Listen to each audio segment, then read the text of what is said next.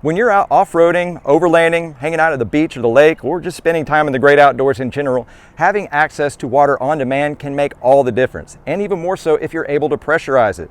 Sure, you have your pump-up sprayers, you can rig your jerry can. I've even seen the DIY solar tubes crafted out of PVC pipe, but you may not have those craft skills or the tools. These guys, they work great, but they take valuable space up in your cargo area depending on what vehicle you have, and it's a lot of weight, and they can be difficult to secure down, as you can see. But there is a solution to this. An Openroad four-wheel drive has come to the market with an all-aluminum, all-welded, lightweight, pressurizable shower tank coming in a 5 or a 10-gallon option. That allows you to have all the same volume of water in a long, slender tube able to be affixed to the top of your vehicle with some simple fasteners that come in the kit, and you're good to go. And to mention, it comes in black, so you're able to absorb some of that energy from the sun and potentially have a little bit warmer than ambient temperature shower. If that's something you're looking into and want to learn more about it, stay tuned.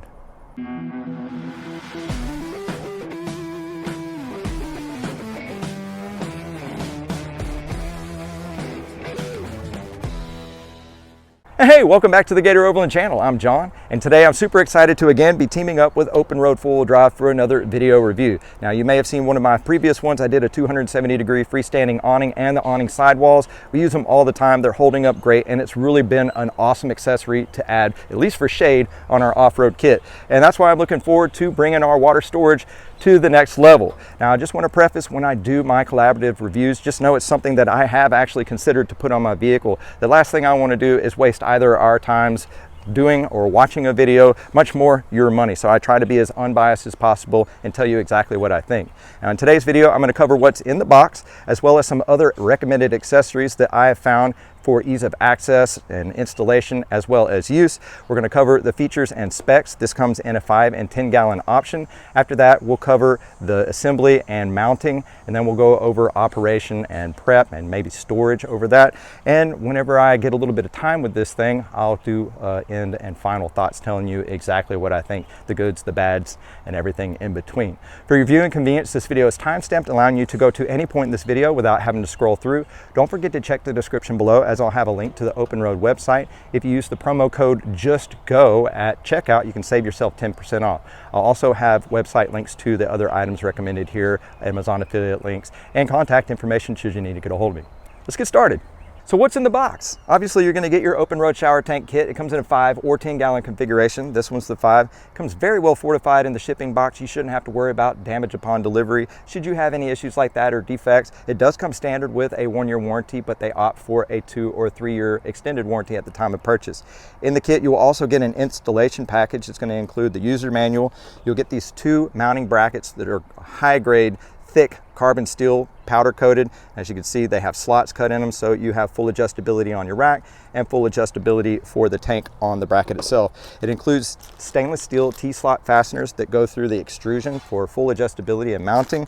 It does come with a combination wrench, 13mm by 10mm. This will get the job done eventually, but I would recommend going with a ratcheting wrench or a socket wrench at that. It includes a brass quick disconnect that allows you to quickly stow away your hose if you need to, and you don't have to worry about any rusting at that matter. The hose itself is made of a high-grade silicone and super expandy. You don't have to worry about it being abrasive. It doesn't seem like it's going to be kind to kink either. And I noticed that it does come preset with jelly gaskets, so you don't have to worry about using Teflon tape or anything to make a proper seal. And lastly in the kit is going to be the shower head, simple on-off function, and multiple adjustments for the shower head, which we'll check out in just a little bit. But that's what comes in the kit, pretty simple. Now, I did recommend a few other products here that you see right here for just ease of use and installation. This is pressurizable, so you'll need bicycle pump, air compressor if your vehicle's equipped with one, but I went ahead and got this standalone digital unit that allows you attach right here, go to the Schrader valve. You can preset this to the recommended 25 to 30 psi and it'll automatically stop, and it should be able to discharge all the water out on pretty much that one purge there. It's rechargeable. It does have a light. Just figured it was another simple convenience that I keep in my box right there and be really ready to go. And these are really cool. There's a gentleman out there named Will Saunders that's making these T-clips. Allows you to quickly fasten into your extrusion. This one will hold a towel. This one will actually hold the shower head to allow for a hands-free use on there. Yeah, thought that was pretty convenient. They're inexpensive, and it's amazing what people are doing with 3D printing. Now for installation, I'm going to use the extrusion track lock bolts that are made by Leitner. My rack is a Leitner ACS forged rack, and this allows you to pop it into the extrusion, and whenever you turn it, it locks into place, allowing you to fasten down without having to worry about anything spinning around. If you use the T-slots that are provided, they actually have to slide in at the very end, and it can be inconvenient. You might even have to disassemble some things. This allows you to point and shoot, put it exactly where you need it to go. It'll work on other racks. My Yakima rack, it will work on it as well. So as long as it's that size of extrusion. And the game changer for our development here is a bracket that I designed in collaboration with 813 Fabrication. We've done a few collaborations in the past, and this allows us to suspend the tank instead of on the top of the vehicle on the bottom side of our rack, keeping a low profile look. It won't be as available to the sunlight for maybe heating the water, but I'm not really worried about that. But this keeps it in a nice low profile setting, and it will work on pretty much any rack that has extrusions. Worst case scenario, you just line up the holes and you drill, but it allows it to keep down and out of the way and things up off the bottom of your bed deck area right there. So it's constructed of stainless steel, really high grade. You won't have to worry about this thing rusting, bending, anything like that. Just thought this was a cool attribute, and I'll have information for all those contacts should you want to have anything like that. Specs and features. So the 5 and 10 gallons are both going to come in at 5.9 inches tall, 7.8 inches wide. The 5 gallon is going to be 39 inches long, and the 10 gallon is going to be 78 inches long. 5 gallon comes in at 20 pounds light. It feels very light, might even be less than 20 pounds. And loaded down at 8 pounds per gallon, you could expect it to be around 60 pounds of water weight in there. The 10 gallon is going to come in at 40 pounds dry, and you can expect it to be around 120 pounds when properly filled. Now, as far as some of the features go, as you can see, we have integrated extrusions on almost all 360-degree sides, everything except for the top. Right here, you can see these little welded in tabs right here. Those are baffles on the interior. That keeps the water from sloshing whenever you're stopping and going and everything. It just breaks it down to where you don't have a bunch of hydro hammer going on the interior of this thing. So on the end, you can see we have our ball valve. That's for obviously connecting to your hose there. You'll come with the brass attachment that I'll show assembly in a minute. Actually, I already took this thing off, but it does come equipped with a Schrader valve for you to be able to pressurize. Once you remove that, you pump up on it just like a bicycle pump. The ideal pressure is 25 to 30 PSI. Now, for safety, they do have a safety relief valve here. This works in a number of different ways. Obviously, if you have overpressurization on the pump side, it will relieve. If you end up having this thing just sitting static, the heat from the sun will actually cause the pressure to increase in here, and should it get to this rated pressure, it will burp off and relieve the pressure. Last thing you want is this thing splitting because you have overpressure when you're not even watching it. And then whenever you're ready to go on the road, hit the road, you don't want this thing ideally pressured while you're on the road, so you can just quickly pull up on the tab, and it'd be good to go. Now, as far as the fill port, you have a welded in bung, and you got a nice aluminum cap with an O-ring on the interior of that. It makes a really nice proper seal in there. And you can see on the inside, you can see those baffles on the inside. It's really nice clean construction on everything, and just overall fit and finish. The welds look really good. I work at a welding shop and they're actually really not bad. And the fact that you have the extrusions, that you can have full adjustability with everything, I'd say this thing is just brute for what it is. It's definitely going to hold up, and we don't have to worry about rust. Setup and mounting. Now, assuming you have all the proper equipment to attach this to, it should be a straightforward process. You don't even have to be mechanically inclined to do this. It's literally just sliding some nuts and bolts together and making sure they're fastened down. Now, the first order of operation is not in the manual, just as word to the wise from me to you. Go ahead and establish your vehicle's rake, or the vehicle balance front to rear. You want to have this going towards the rake. So naturally, from a vehicle, when you buy them from the manufacturer, they typically have a rake towards the front of the vehicle. If you do this, this will ensure that all the water will run out naturally on gravity. If you were to do it the other way around and the rake was forward, but you mounted the drain to the opposite side of the rake, you would always have a pocket of water down here that would never actually go out the drain. So establish your rake. You can use a bubble level, or you can just physically look at it and see if it's that way. If you know that it's going forward, put the drain going towards forward. In my case, I'm actually mounting it underneath the rack right here. I am constantly loaded down with our off-road trailer, which does give me a little bit of a sag. So I'm actually going to have my drain going out towards the back, because more often than not, I will be hooked up. If I don't get all the water out of it, it won't be a big deal. And whenever I'm not loaded down, it is pretty much level. So if it's level or rake forward, just make sure the drain goes towards wherever the rake is. Just a little piece of knowledge there. So for installation purposes, I'm going to go ahead and turn this upside down.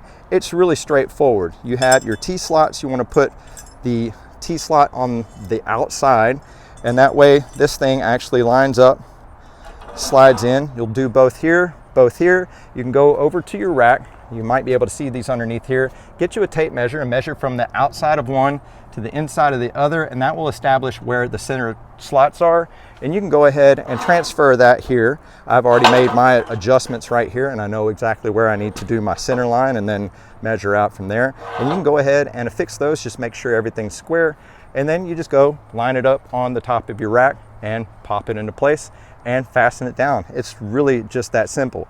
Now, as mentioned, I actually have the updated setup here, and same process. Instead of having the square tubing, you're just going to go through with these and line it up, and that will move down in the same location. I'm going to actually affix these to my rack first, and then I'll come in with my tank and actually slide it into place using the track, and I shouldn't have any problem with the installation. That way I can ensure that both of my U-bolt clamps or whatever are already affixed at the right distance apart from the inside of that pod, and it should be straightforward. It'll all slide into place, and then we'll just fasten it all down.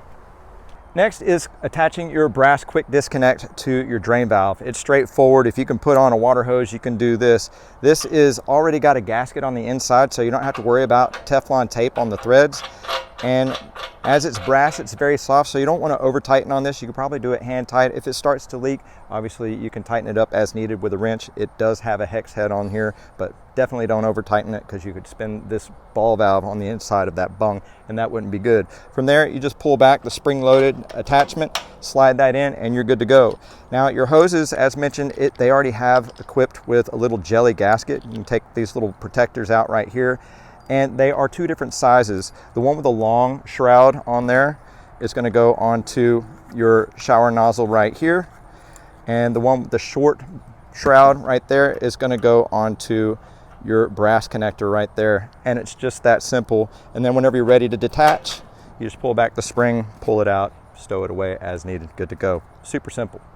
All right, operation and care, and you can imagine it's pretty simple. But one important note I need to mention, it's stated #1 caution, is that this form of water storage is for external use only. That's washing your body, washing your vehicle, washing your plates, washing your dog, but not for human consumption or potable water consumption. If you're planning on using it for that, it's advised not to. That would be up to your own discretion there. That's to avoid anything that may have happened in the manufacturing process or anything that may start to grow on it whenever you start to own it. So it's just advised not to.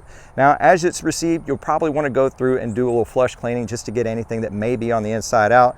Fill it up some manageable amount to where you can slosh it back and forth.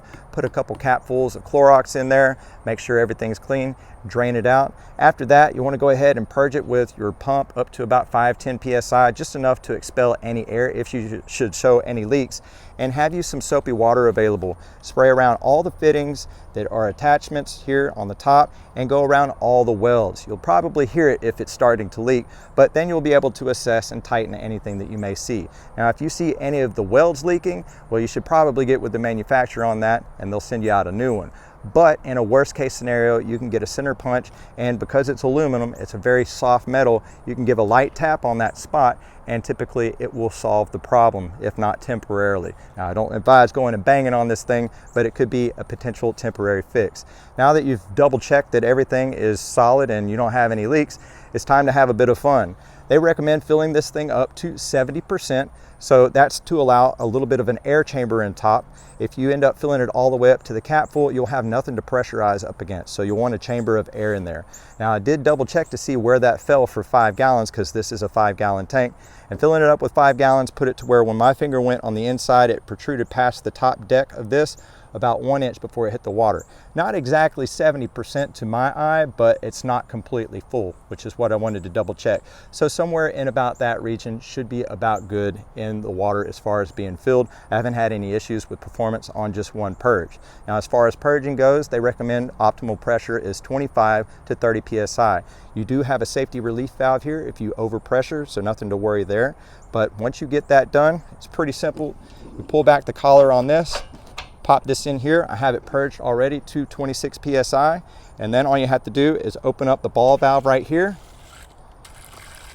and you'll have a few different selections. That's about 15 feet over there to the back of the truck, as you can see. And then if you want to conserve water a little bit, they have a few other selections, even down to a mister. I do wish they had kind of a single jet in the middle just to increase the velocity on a direct point, but not a big issue, especially if you're trying to conserve a bit of water. But I just wanted to give you a few examples of how that works right there. And then you just turn it off. Be mindful whenever you set it down, it can actually push on that button. So set it down with the face down or hang it up or something like that. Now, when you're all done, you can go ahead, close your ball valve right here, pull back on the collar, detach, open up the button, and it will drain everything out and relieve the vacuum off there. And when you're ready to hit the road, you want to go over here, grab that tang and pull off that safety release valve. Now, over a period of time of being exposed to the sun, that will develop its own pressure, and periodically you can come by and pull on that. But again, if it gets to an overpressurized state, it will burp itself out, so you don't have to worry about anything right there. So in between your times of driving, just remember to come by and do that. If you plan on using this for a gravity feed, so not pressurizing it, you are able to do that. Just remember, you'll have to come over here and take the cap off in order to use it as a gravity, because it'll develop a vacuum and it won't allow all the water to go out. So if you're doing it that way and you realize this tank is still somewhat full, just remove the cap and it should be fine. So now that we've talked about the operation, we'll talk about what you should do in colder temperatures. So this is going to be part of that care factor. A lot of times when you get into the mountains, higher elevation, it could be warm during the day and it could get closer to freezing, if not freezing in the night. You want to have something to be able to put around this, to have a thermal barrier, jackets, pillows, or anything like that, just for the evening to make sure that it doesn't freeze. Now for winter camping, you probably want to put this into a warmer place, maybe have it on the interior of one of your camper shells, something like that, not exposed to the actual freezing temperatures, because if it freezes, it's going to explode for the most part. Not explode, but it can actually crack, and you don't want to have that happen. Now another thing that you want to do if you're putting it up for the winter is to have it prepped for long-term storage. Do it the same way. Make sure that it's completely empty. Come back, wash it out with some Clorox and some water, and then ensure that it's dry and put it somewhere away safe. And then repeat the same process whenever you come back to it for the next year's use. A little bit of Clorox, wash it out, fill it up, and hit the road. Now, one last thing that you need to pay attention to for care is your fasteners. Got a lot of leverage going on here, bumpy roads and things like that. Fasteners can start to do some odd things. And the last thing you want is a 40, 50, 60-pound torpedo going through your window or out the back. So just make sure you double check your fasteners. It'll usually let you know if a little bit of rattling going on before that, but make sure you double check that. All good. So I want to add in a bonus feature I failed to mention earlier that I think some of y'all might get some use out of. Openroad does actually offer their shower tank kit with a combo that works with a gas-powered camp shower heater. And if you haven't had a camp shower out in the bush, man, it is life-changing. A really good way to end your day. We already have a CampLux Nano 3 Pro that I did a video on a while back, and it works awesome. Same concept, but it has an onboard rechargeable battery, still gas powered. But the deal is it relies on a submersible pump to go down into a jerry can, and it doesn't fit into the filler neck on top. So I figured, well, maybe they go through the top side of that. I haven't looked into how the camp or the Openroads works, but I figured we already have a quick connect fitting. I'll find a vinyl hose, 1.25" ID, fit over the filter inlet, and then a 1" by 1/2" bushing fit in there just fine. And now we have a quick connect to go to our pump. Now when you're doing this, you want to make sure that your cap is loosened so you don't have any vacuum on it. We'll open up our inlet here, we'll turn it on.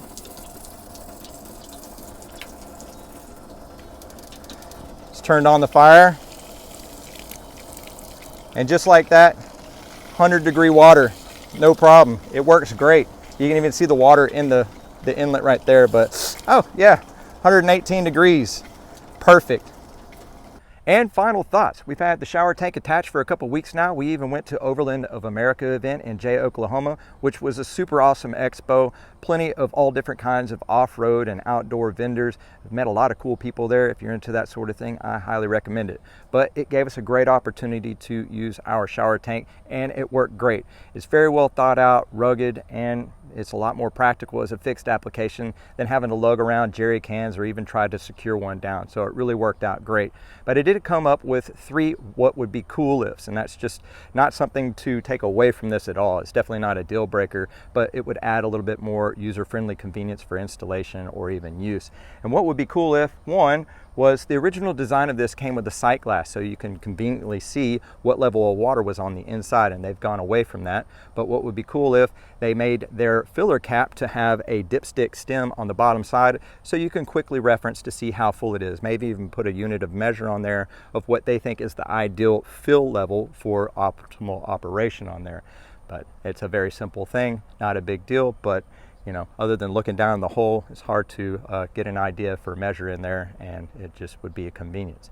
The second thing, this kit does come with brackets, and it's designed more specific to the applications of using T-slots or the extrusion, but not all racks have that. So what would be cool if they included the flat bar brackets like they do with their awning attachments. This is one left over from their awning attachment, and these are actually the bolts that came from the awning attachment, and allowed you to make a more universal application for all different kinds of racks by clamping down. So that's just something that came to mind in the process of doing this. Conveniently, mine had T-slots and it worked out, but that would be good for a lot more versatility. And the third thing is a very simple one, and I did kind of touch on this earlier, but it would be cool if they had a more of a direct stream center jet for a little bit more velocity on a direct spot. But I mean, it is a shower at the end of the day, and it works great for that, but that would just be one more convenience, maybe even an application to have an actual garden hose nozzle on there. But overall, this thing's fantastic. It's held up great. I look forward to using this for many years to come.